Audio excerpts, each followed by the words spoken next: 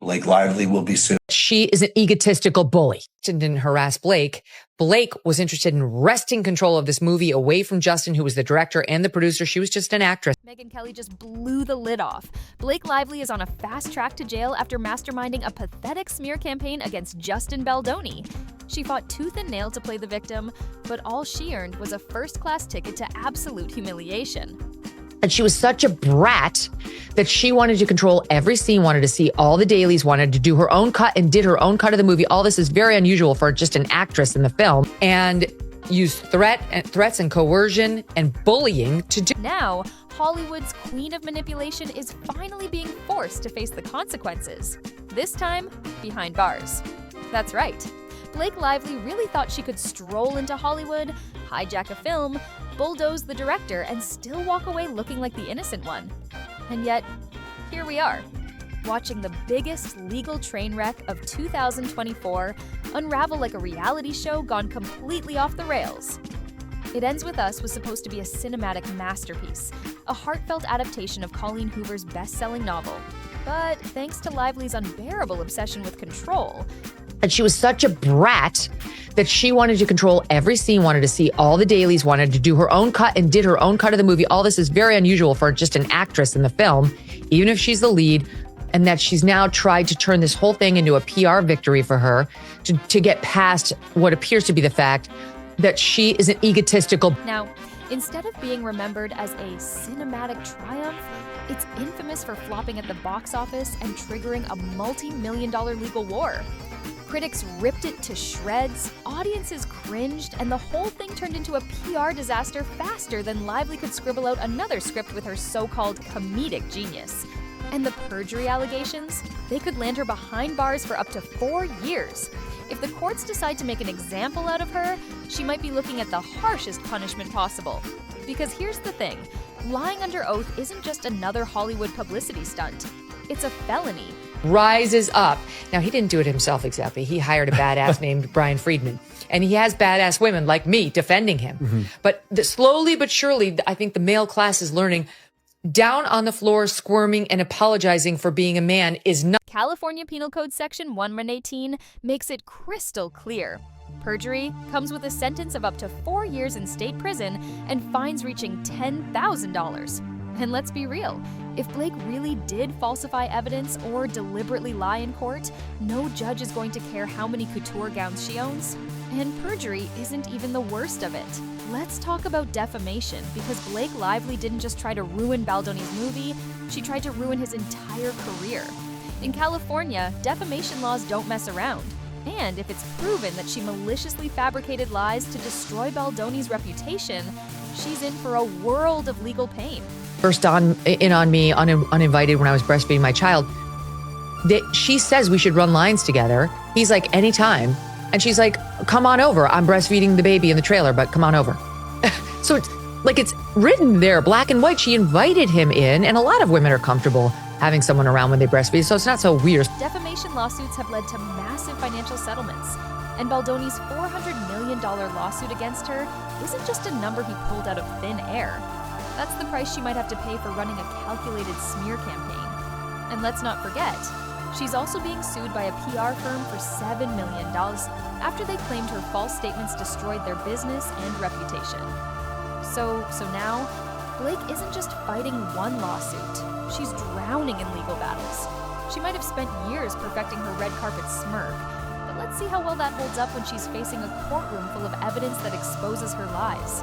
The hatred on both sides is so intense, it makes you wonder if there was like a deep attraction, that whether it was consummated or not. So it's like, it's written there, black and white. She invited him in, and a lot of women are comfortable having someone around when they breastfeed, so it's not so weird, especially out in Hollywood. Megyn Kelly didn't hold back when talking about how badly Blake Lively screwed up, comparing her to Amber Heard 2.0, which, let's be real, isn't a comparison anyone wants. Kelly pointed out that Lively's entire legal strategy is crumbling, and if the perjury charges gain traction, she could be looking at real jail time. Not just a Hollywood slap on the wrist, but actual prison. Florals, and then she's going on this press tour pushing her liquor line and her hair care line, because that's what women who are trying to escape with their lives are worried about. That's what generated her negative. Let's talk about the key players in this circus. On one side, we have Justin Baldoni, the director and producer who actually cared about making a meaningful film.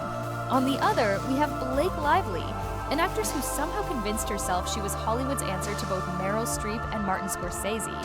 Then there's Ryan Reynolds, Lively's equally insufferable husband, lurking in the background, allegedly whispering advice like some kind of comedy messiah. And let's not forget Taylor Swift, who, because she simply must be involved in every drama, was allegedly pulling strings behind the scenes.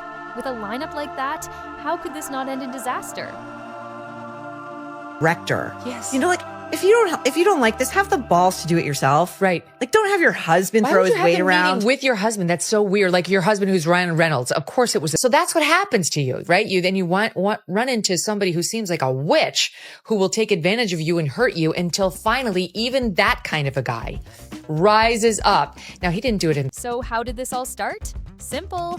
Lively wanted total control, despite the fact that she was just an actress. She wasn't the director, she wasn't the producer, she wasn't the screenwriter, and yet she acted like this was her personal vanity project.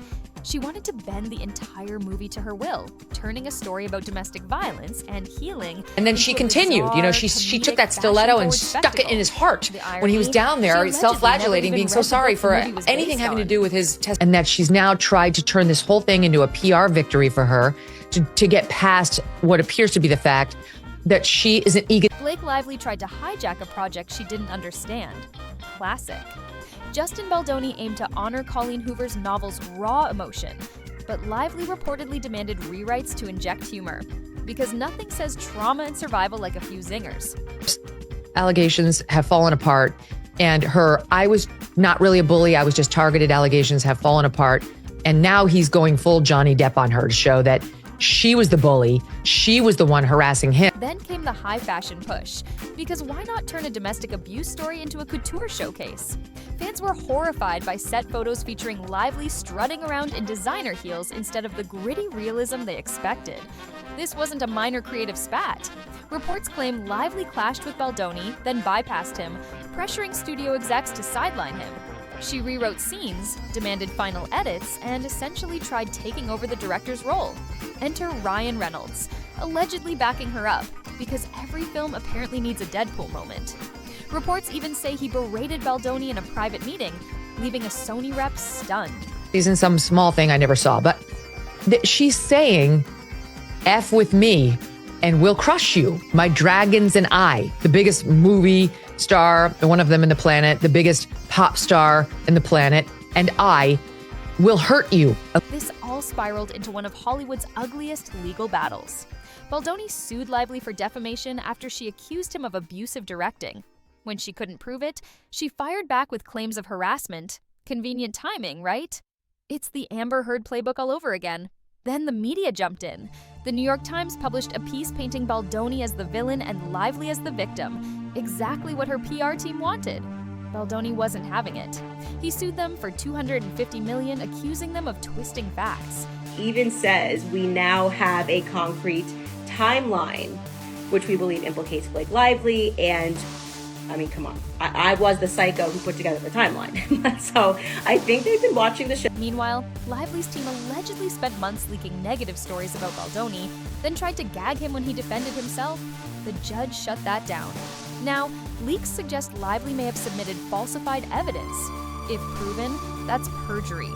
Jail time, anyone? And just when you thought it couldn't get worse, leaked texts allegedly show Lively orchestrating a smear campaign against Baldoni. PR manipulation at its finest. And Ryan Reynolds? He's right in the thick of it, reportedly screaming at Baldoni in a private meeting. Oh, and Taylor Swift? Rumors say she played a role in shaping Lively's media strategy. We see the text with him and Blake being like, please don't worry about this at all, I got you. It's just the picture they're painting of him is so gross. It's another Amber Johnny situation. This isn't just a scandal, it's a career implosion. And the fallout is just beginning. Then came the infamous dragon dig. Lively allegedly called Ryan Reynolds and Taylor Swift her dragons, bragging she could unleash them to destroy Baldoni. The cringe is unreal. She really thought she was Daenerys Targaryen. Ryan Reynolds comes off terribly. He had them over to their penthouse in New York, and Taylor Swift was believed to be there, according to this latest complaint. But this wasn't just a bad nickname, it exposed how calculated her attack was. She wasn't just upset about creative differences, she was weaponizing her A-list connections to ruin Baldoni. And speaking of Reynolds, he reportedly helped Lively inject humor into a film about domestic violence. Because obviously that's exactly what the story needed, sarcastic quips. But when backlash hit, he distanced himself fast. Now, legal experts are questioning if he could be dragged into this lawsuit for interference. Imagine Hollywood's golden couple going down together in a legal dumpster fire. Poetic justice. Her riding her dragon. She's the mother of dragons in Game of Thrones. And that's what Blake Lively says in a text message, that she too has her dragons, Ryan Reynolds and Taylor Swift. Then, Baldoni made his power move. While Lively played the victim, he dropped a website with 168 pages of receipts, emails, texts, production notes, all proving she wasn't silenced. She was actively hijacking the film. Texts confirmed she pushed for comedy-heavy rewrites. Emails showed studio executives were fed up with her. Production complaints revealed how she turned a serious drama into her personal fashion show. Text messages in which Blake tells Justin, this is in the latest lawsuit, you know, I know you've never watched Game of Thrones, but when you get around to watching it, you'll realize I'm Khaleesi and these are my dragons. And I have the best dragons in the business, right? Ryan Reynolds and Taylor Swift. And what they're alleging is that, let's face it, none of us has ever heard of Justin Baldoni before this whole thing. I mean, who the hell is he? Now, even Lively's most loyal fans are struggling to defend her. Legal experts say the leaked evidence could wreck her case. This isn't just about public sympathy anymore. She's fighting to save her career. And then, of course, the New York Times jumped in, spinning Lively as the helpless victim and Baldoni as the villain. They conveniently ignored the 168 pages of proof against her, feeding the audience another woman silenced by Hollywood narrative. Defend Justin Baldoni in this lawsuit with Blake Lively, because I think she's horrible and she's made up this whole thing because she tried to steal his movie. But Megyn Kelly wasn't having it. She ripped the New York Times apart, exposing them as nothing more than Hollywood's personal mouthpiece. And honestly, she's spot on. The Times isn't about real journalism anymore. They're in the business of shielding the elites, no matter how entitled, deceptive, or manipulative they are. Blake Lively did not even read the book that the movie was based on. Correct. And we're not talking War and Peace. This is a book that's probably written at a second grade reading level. Kelly didn't hold back, revealing how the entire article was carefully crafted to manipulate public perception, highlighting only the details that painted Lively in a positive light, while conveniently burying anything that exposed her as the power-hungry diva she truly is. And the public, they weren't fooled for a second. Hated Justin for things that were going on the set that they didn't like. They took control of the script. Blake personally, with Ryan's help, rewrote scenes. Again, not within the purview of an act. The backlash was swift and ruthless.